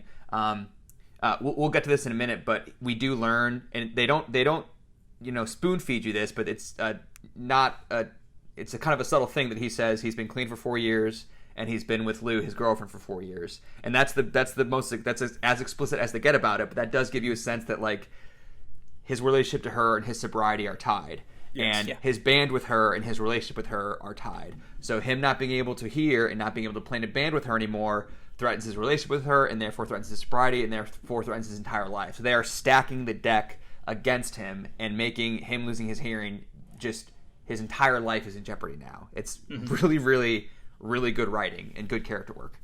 And also there's some vice versa in their relationship as well, because even her, there are subtle hints that she she had been going through, some episodes of very, I don't know, strong depression. There's self-harm involved. And when he has to go to the community, his main concern seems to be, but how is she going to be able to go on without me? Because I'm her rock as much as she is my rock. Yeah, so just plot-wise, like, once he loses hearing and tells Lou, his girlfriend, that he's lost his hearing, she immediately calls his sponsor, and that's when we learn that he's in recovery. An addict. Yeah. Right, and so his sponsor finds him a facility specifically for deaf addicts, so they drive through the night and go there. And they meet Joe, played by Paul Raci, who is he lost his hearing in Vietnam, and he's an alcoholic, so he kind of runs this program for deaf addicts, runs this home, basically, this community. And he tells Ruben that he can stay, but, like, he's got to take his phone, he's got to take his car keys, and Lou can't stay. And as soon as he says Lou can't stay, then Ruben's like, all right, we're done here. Thanks for your time, but this isn't for me. I got to go. And that, again, they're not completely explicit about that, but if you're paying attention, like, it's always Lou is the number one priority in Ruben's mind, maybe even to his own detriment. And I agree with you, Hugo, that, like, there is a lot of subtle stuff about her and, like, the codependency thing between the two of them, not just for Ruben, but for Lou as well. But that's more in the last half hour, so maybe we can save that for the spoiler section. Yeah, for sure. So, just overall, what did you guys think of the film?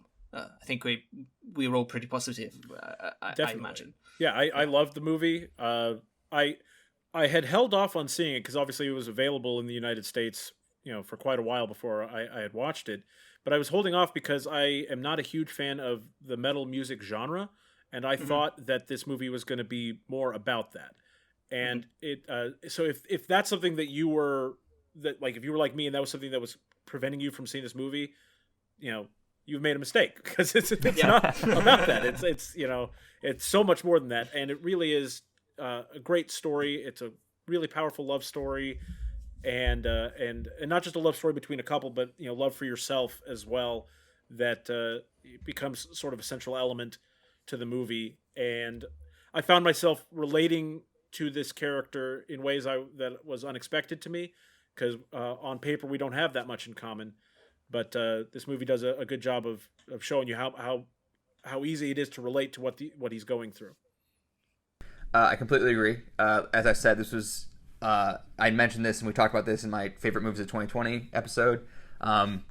And I even told you back in December, Grizz, that there's not much heavy metal music in this, and you still took a while to watch it. But I mean, I watched it a few like a month and a half ago. We have a lot of movies to watch this podcast, so I don't begrudge you putting this on the back burner until we have to talk about it. But yeah, I loved this movie as soon as I saw it. When I saw it, it was immediately among my top 5 favorites of the year, if not top 3. I just watched it again this week for the first time since it came out, and like it shot up to near the top of my favorites among these Best Picture nominees. I don't know if it's my favorite, but I really do adore this movie. And Hugo, we both kind of have the same note on the outline. To your point, Grizz, about relating to this character, I think the filmmaking really does help you relate to the character. Hugo, you mentioned the sound earlier, how like the sound design is incredible in terms of like we hear basically what Ruben hears. He's backstage before a show, he's hearing the conversation, and suddenly it just is a high-pitched whine. You can't hear anything else. Yep. So like we are in his head for an awful lot of the movie, not all of it, but an awful lot, and that helps put the audience in his shoes.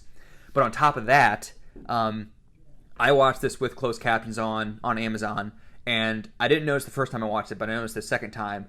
For the first half of the movie, when Ruben is still learning sign language, the ASL in the movie is not captioned. In the second half of the movie, after Ruben has learned sign language, the ASL is then captioned, which I thought was a really interesting choice, because again, we are with Ruben. What he understands, we understand. That helps us put us in his shoes. And then the third thing is that so much of this movie just plays out on Riz Ahmed's face. Like, there are, when he is reacting to things, instead of cutting back and forth between two characters, it is just all on Riz Ahmed and his eyes and his reaction. And I think that speaks a lot to the power of his performance, and helping us relate to him is just let it all play out on his face. Well, and I just wanted to go back to your comments on the sound design for this movie, and this happens at the very beginning of the movie, and I just think it's so incredible how they very subtly make you notice sounds Like when he's in the RV in the morning, he wakes up. Yeah, and they do yeah, close-up absolutely. shots on like the coffee pot and the record and And the all these smoothie little, maker. yeah, Make a smoothie. Yeah, the blender. all the little sounds that are part of his daily routine. And then when he loses his hearing, and again, this isn't spoilery because this is at the very beginning of the movie, but he loses his hearing, you see those same things again because they're part of his daily routine, only now with the sound being muffled or gone altogether. And, when you're first hearing the sounds, like obviously you know that he's going to lose his hearing because that's the premise of the movie, but somehow I still didn't realize when they were giving me that close-up shot on the coffee, when they're doing the close-up shot on the smoothie machine, that it wasn't registering to me. We're setting up all the things that you're going to miss here in a few minutes, and it's really powerful. It's a really well put together movie. And for me, the beginning of the film is excellent. I think the tension building to the moment where he loses his hearing is fantastic. I think it in a similar way as 127 Hours, which is a movie that we talked about last week. You know the premise of the film, so you're expecting this event to happen. And I think the film does a really great job at exactly as you said, Grizz, making you know what you're going to miss. And I think there's also a phase, like right before he completely loses his hearing, where the sounds do start getting a little more muffled, and you're like questioning whether you're imagining it because you know what the premise is, or whether it's actually happening with the sound design. It's really, really immersive. And as Josh said, you are, for almost every frame of this movie, right with Riz Ahmed, whose performance I think is my favorite of the year, was absolutely stunning. As you said, the way he reacts to stuff is incredible because it's not this giant, powerful, screaming performance. It's very subtle. It's a lot of eyes. A lot of eyes. He has great eyes, by the way. He does. Big puppy dog eyes. Acting that he does Yes. with just a face expression and not even a strong one, just the subtle movement of the eyes, the way he looks at things is absolutely incredible. There's a specific reaction I'm thinking of in the back half of the movie that I'll wait for the spoiler section, but it just holds on him for like 10, 15 full seconds, and we'll get to that later, but yeah. Yeah, but the scene, at the beginning of the film when he's, the first time that he's having dinner with the other people in the community and we see everyone signing to each other and he's just sitting there and he's as confused as we are because we don't know what's going on. He doesn't know what's going on because they're just speaking in sign language. And at the same time, you can feel all of his pain in that scene. I really want to know how deaf people felt about those scenes compared to how we felt about those scenes. Because obviously, like, we're as confused as Riz Ahmed is sitting around that table. Like, I don't know he hasn't learned anything yet. So he doesn't know what's being said. He doesn't know what's being talked about. But I wonder if, like, for the deaf community, is that something that, like, that scene, is it almost humorous to them that, or I don't know. I think it might be. I think it might be. Because I've heard a few interviews of Riz Ahmed talking about the film and the way he immersed himself in what they call the deaf culture. And it because there's this feeling within the community that, of course, deafness isn't really disability. You learn a different language and you live your life like everyone else, just a slight bit different. So, and apparently the deaf community has a good sense of humor as well about how the movie has some of these scenes. And apparently, because the people in those scenes, aside from Riz Ahmed and Paul Raci, they're not professional actors. They are actual deaf people who are just signing away. And so it does create a scene that is at the same time tragic because you are living it through him, but to a deaf person, there might be some comedy there because they are actually, maybe they understand what's being said. It's also a fish out of water scene for Riz Ahmed because exactly. like that scene, I love that scene because it's so joyous. It's like these people sit around a dinner table, like a dozen people around a table having very, very lively conversations with each other and like, signing and banging on the table and getting each other's attention and like they're laughing, they're having a good time, and Riz Ahmed is just sitting there unable to understand any of it. So again, it's a fish out of water thing for him. I imagine if you can, I think it is kind of played for a comedic beat to an extent, just because like the contrast between the joyousness around the table and then just the utter confusion and kind of dourness of Riz Ahmed. But I love that scene just for the feeling that everyone everyone's just so happy and thrilled to be there. A fantastic contrast because it shows you how you can be deaf and not see it as a disability or even a negative in your life, and you can just be happy about it and enjoy it and not have a real problem with it. while we see him, of course, seeing him as a tragic character, because it would be being sad tragedy about it, for anybody. If you lose your hearing at 30 years old, adapting to that life can be tragic, obviously. This will come up in the spoiler section, but I want to mention that this movie Joe does say that most people in this community do not see deafness as you said, they don't see it as a disability, and they don't see it as something that needs to be fixed. And we'll talk about that later, I think. Or should we go to spoilers now? Let's go to spoilers. Spoilers? I think, just the last thing I wanted to just point out before we talk about the actual plot, it's just the movie structurally, for me, the only negative thing that I have to say about it is it felt just a teeny bit too long. I felt like it really lingered at the end on in the section where I won't spoil, but where in this very, very depressing, sad thing that happens at the end, and I felt like it could have been just a tiny bit leaner. But let me non-spoilerly disagree with you wholeheartedly. Yeah, I agree with Josh. I felt it was excellently paced all the way through, and even though it is very tragic and it can be tough to sit through very, very sad moments, that adds to the power to me of this movie. In terms of pacing, this is a 2-hour movie, and so you guys know I'm a huge fan of act breaks. First act break right at the 28-minute mark, which is perfect for a 2-hour movie. There's a midpoint right around the hour mark that's really good for a 2-hour movie, and then the break into 3 is right around the 90-minute mark. So it's I think it's actually really brilliantly structured in terms of timing wise. But let's talk about spoilers. Okay, spoilers. So what happens in this story, Josh?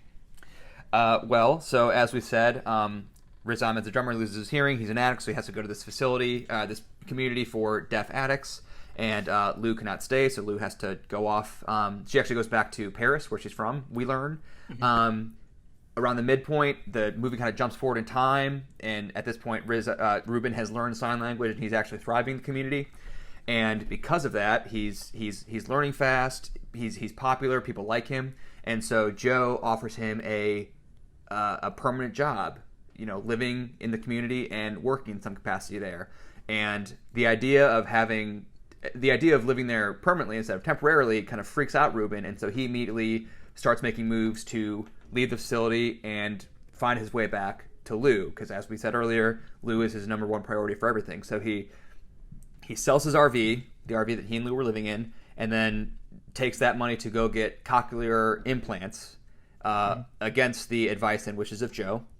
And so because he does that, Joe asks him politely to leave the facility because, as we said, the people in this community do not see deafness as something that needs to be fixed, and so they might take your surgery as a betrayal. So, thank you for your time, but please leave now. And so, or at least they don't want to be reminded. Sad scene. Yeah, or at least they don't want to be reminded of the fact that it can be seen as something that needs to be fixed. The fact that some people see it that way, yeah. He doesn't want the people in his community to deal with that, so he asks Ruben to leave. And as you said, Grizz, that is a devastating scene. And Paul Raci is so freaking good in it, and Riz Ahmed is so freaking good in it, and it's, oh man, I just want to watch that scene over and over again, but I don't because it bums me out. So, and that's basically pretty much your end of Act 2. And so Ruben goes to get his cochlear implants activated because there's a time delay between getting them put in, getting them activated, and that's the scene that I want to talk about where it all plays out on his face. Is when he gets his cochlear implants turned on. It's not really what he thought it would be. His hearing isn't back. He can kind of hear stuff, but it's very muffled and very distorted, and it doesn't sound right. And when this hits him, that this is what he's chosen, and this is what he's, he gave up his life with that community and Joe and ruined all that for this. Seeing that play on his face and the camera holds on him for 10 or 15 seconds, it's really, really devastating as he realizes, what have I done? Go ahead, Grace. Yeah, it's so devastating, and God, my heart stopped when it turned on, and you see on his face, like you said, but and the doctor explains to him that you're not hearing. We're tricking your brain into thinking you're hearing, and so that's why it sounds different. And I just felt God, shouldn't someone have explained that to him before he dropped $40,000? Dropped $40,000 on this surgery? Are you kidding me? Yeah. I would be so mad at the doctors. Why didn't you tell me in specifics what this is actually doing? So now his implants are turned on. He makes his way to Paris and goes to Lou's house and meets her father, I think for the first time, yes. we're led to believe.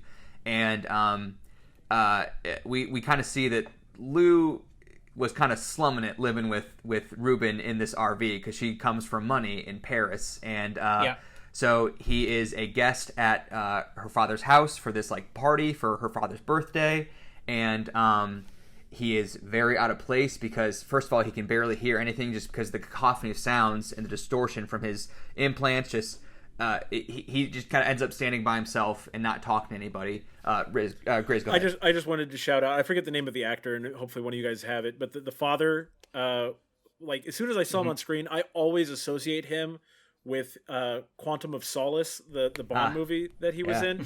And so as soon as I see him, I'm like, oh no, it's the villain. And he's certainly not the villain in this, but he kind of has. There's a little bit of an antagonistic relationship. A little bit, and we can talk about that in a minute. But basically, so he's out of place at this party, and he sees that Lou has kind of had to change herself. You know, he's been gone at this community, and he's changed since they've been apart, and she's clearly changed too. Her hair's different, she's dressing different. Her relationship with her father is clearly different than it had been. Again, as you alluded earlier, Hugo, it's all very subtle stuff. They don't spoon feed you any of this, but like. We kind of get the sense that she's kind of had her own like movie-worthy journey while we haven't been watching her, and so then she and Ruben. You could make a whole separate movie that's about her while he's off in the community, and it would be as interesting. And I mentioned there's a codependence between the two that we probably didn't see in the opening scenes because they seem so good together, but like now at the end we see that they really did have a codependent thing. You know, like I said earlier, like they don't hang too much of a lantern on it, but they give you just enough to connect the idea that his sobriety is tied to his relationship with her. And we learn that her mother left her father and then eventually, I think, took her own life, right? Yes. And so, like, I think she, that probably is, again, it's subtle. They don't spoon feed you, but I think you can assume that probably led to her self-harming. And she was probably leaning on Ruben as much as he was leaning on her because of the pain she was going through. And there's a codependency there. And now that she's kind of reconciled with her father and is back comfortable in Paris, she kind of doesn't need him as much anymore. And even though he thinks he still needs her because she was his whole life, he kind of realizes that their time together is over. And that's one of the last scenes is them like kind of realizing that simultaneously as they like get in bed together and begin to kiss, and it just isn't right. Something's off, and it's again a very sad, bittersweet, but ultimately I think correct breakup. Grizz, go ahead. Yeah, it was something we didn't mention earlier. When she is leaving him at the community, like you can tell from the way that they're talking that he kind of he's worried that she'll leave and she won't need him anymore.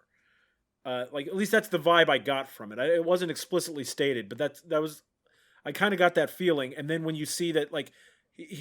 That's what happened, that she didn't really need him anymore. It made it very sad, but then you also have learned that really Ruben doesn't need her anymore either.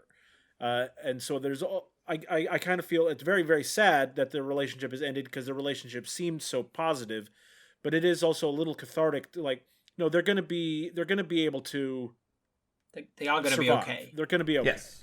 They are going to be okay. So I have in the outline here, why do we think Lou and Ruben broke up? I think that's what we just said. It's like they had a codependent relationship. They were both going through some things. And,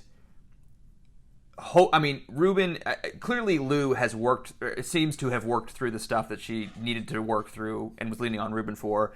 And we can talk about the final endpoint, but I think Ruben has also worked through a lot of the stuff he needed to work through such that he was codependent on Lou. But I want to save the ending. I have in the outline what do we think about Ruben's decision to get implants, and I want to ask you guys about that. But Hugo, do you have a point first? Yeah, I have a point on the way that the breakup is kind of a natural endpoint for both of their journeys. I think what's interesting about the film is that the premise is kind of it is a premise that starts for both of them sort of a journey of self-discovery and self-acceptance of the issues that they had going on before this happens. And it's kind of a traumatic event that sets them off into really working through what they had kind of hidden behind their codependent relationship. And at the end, they both grow from it, even though it's very sad and very tragic. It is to some extent and very subtly also quite life affirming. Although it, again, prepare to be sad if you watch this movie.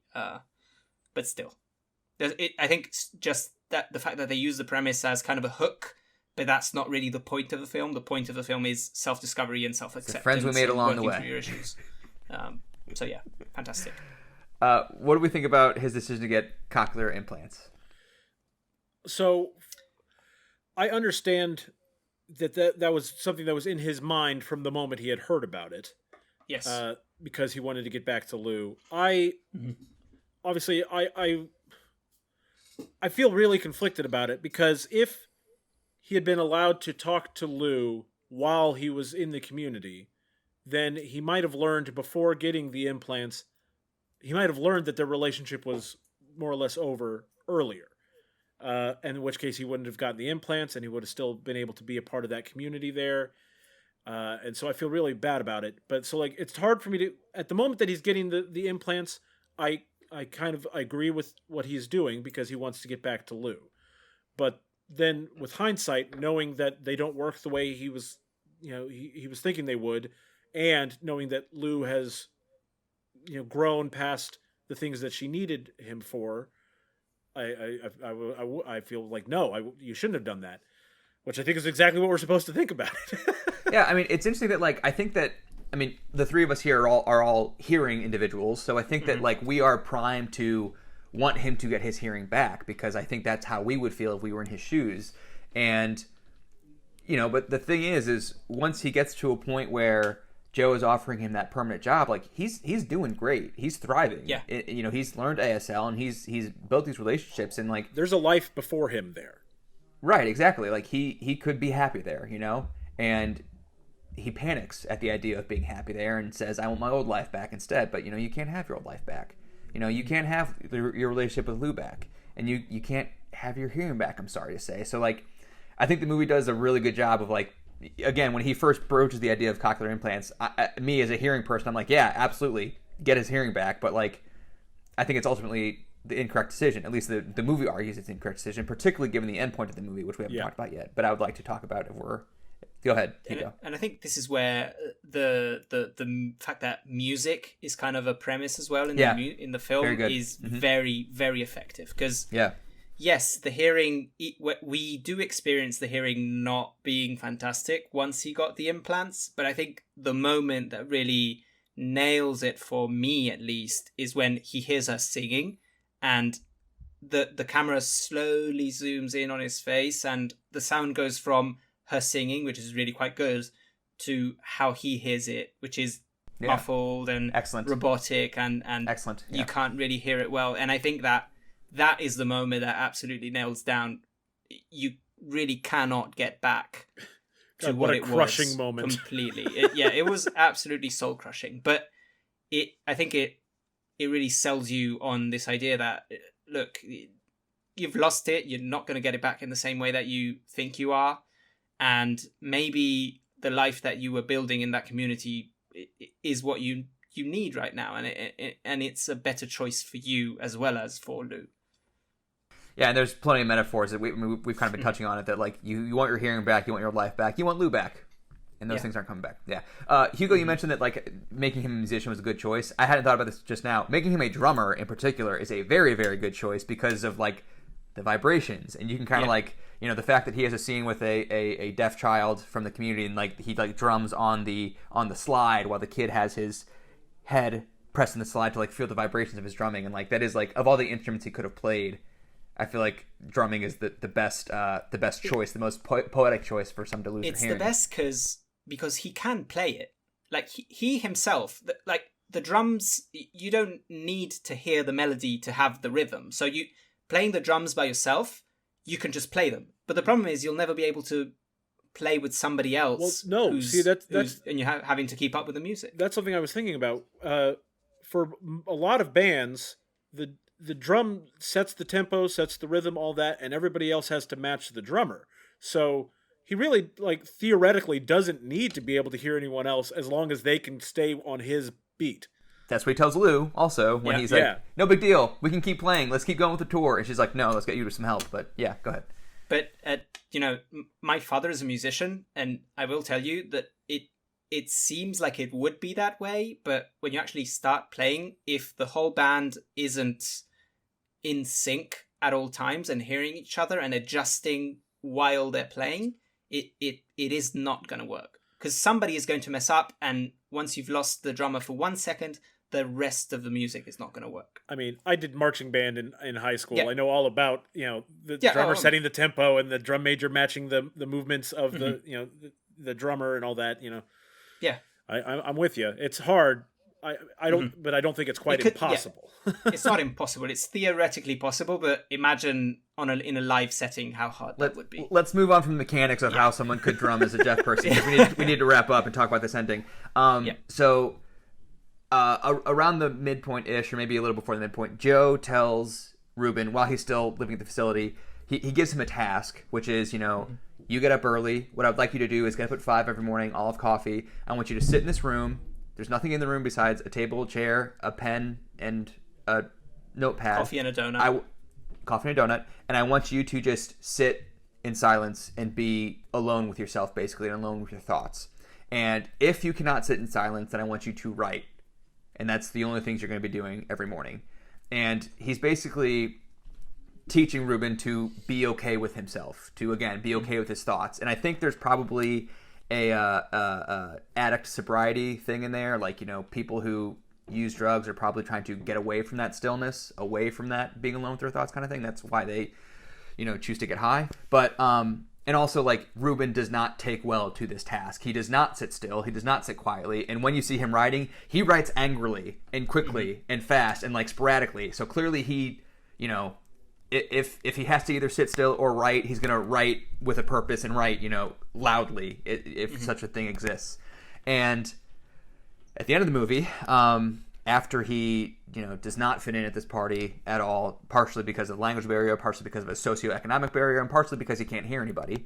And after he and Lou go their separate ways, he basically just walks the streets of Paris, and there's just this cacophony of sounds around him, children playing, buses, ambulances, church bells, and, like, it's overwhelming. He sits down on a park bench, looks around,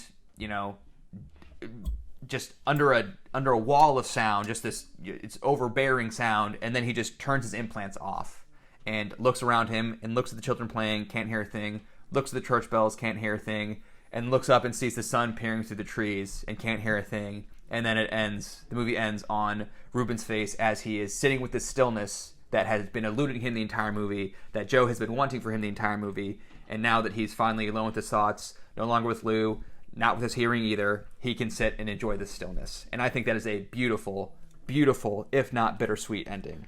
What do you guys think? I felt like it was almost it left me feeling a little up at the end of the movie, because like I think it could be read as, as truly, like, if you haven't fully grasped the progress that he's made as a character, you might get to that ending and think, oh, this is so sad. He's deaf, the hearing, he didn't get anything he wanted back. What a tragic ending. But to me, I think it's it's like you're kind of describing. It's a moment where he's realizing that he can be happy this way. He can, or at least, he's going to. I'm left feeling that he's moving in that direction, that he's going to be okay. He's going to be happy with, in the future, and learn, and will have learned not only to be deaf, but also learned how to be his best self. Yeah, and be alone with his thoughts and be still. I want to mention that that devastating scene we've talked about where Joe asks Ruben to leave because he got the implants. He talks to him about his assignment, those moments where he says, I want you to sit in this room alone with your thoughts. Joe says, you haven't been sitting still, have you? I can tell. And he tells him, Joe says, the stillness is the kingdom of God. That's what Joe calls the stillness. The stillness is the kingdom of God, and that place will never abandon you. That's the direct quote from Joe. And so there is like some spirituality in Ruben sitting there on the bench by himself. And like I said, he looks up and he sees the sun shining through the trees in this very glorious shot, and it is very spiritual. And the kingdom of God is shining through that tree as Ruben sits on the bench in the stillness, and it's a payoff to that earlier line. And like I said, it's sad, but I'm with you, Grizz, that I think it's hopeful that he's going to be okay. Yeah. What do you think, Hugo? I think it's maybe neither sad nor happy, but it's certainly serene. And as I think I've said this before, but to me the film is about self-acceptance.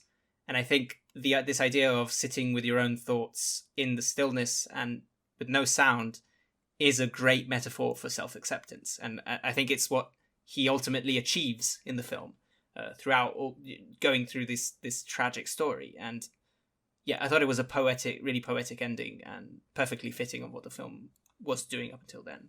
And again, even here, Riz Ahmed's performance is just beautiful. Anything else with Sentimental? Yeah. I don't know if we have any thoughts, but yeah, fantastic film. I hope he wins Best Picture, Best Actor, just because I would love it for him. Yeah, I also really like the guy, just on a personal level. Yeah, me too. Okay, let's rank it. Rank the film. Here we go. Shall we read 10 to 1? We have Ma Rainey's Black Bottom, 127 Hours, It's a Wonderful Life, Incendie, The Wind Rises, The Departed, Your Name, The Thing, Boogie Nights, and Citizen Kane. I think I'll start the bidding at number 8. Above It's a Wonderful Life, below Incendie. And I can see an argument for above Incendie as well. Yeah, honestly, I think I would put it above Incendie. I'd put it right there at the 7th spot. I haven't seen The Wind Rises, so I'd put it the 6th spot, right below The Departed. So then that means it above at least Incendie reaches the 7th spot. So there we go. And there you go. Josh, go back and watch The Wind Rises. Come on, buddy. 7. Yeah, I'm a little busy right now, Grizz. So fair enough. I'll get to it at some point. And why are you so busy, Josh? Because I am making YouTube reviews of the Best Picture nominees, which you can watch on my channel, Movies I Love and So Can You. I'm going to regurgitate a lot of what we said just now about The Sound of Metal, but yeah, please watch But there's those. other movies too. Yeah, there are other movies. Yeah, so be sure, if you haven't already, follow Movies I Love and So Can You on YouTube, and that way you'll be notified whenever Josh posts another video. Click that bell for him. And you know what? Feel free to do that on our YouTube as well for Remember the Film. Subscribe, follow, all that good stuff. At RTF_pod on Twitter. Yeah. Hugo, what are we doing next week? Next week, we'll be talking about the film Network, 1976 film by Sidney Lumet. And the premise of the idea is it will be the film to remember, but the premise of the podcast will be how this classic film is relevant today. Yeah, right. So what, 45 years old, and it is 45 years old, yes. Incredibly prescient movie in terms of the current state of the media world and the entertainment world. Yeah. Yeah. So there you go. That'll be the film to remember for next week. Thank you for listening. Like, subscribe, rate 5 stars, follow us on Twitter. Rate 5 stars and all that. Bye. See you guys. Watch the Oscars.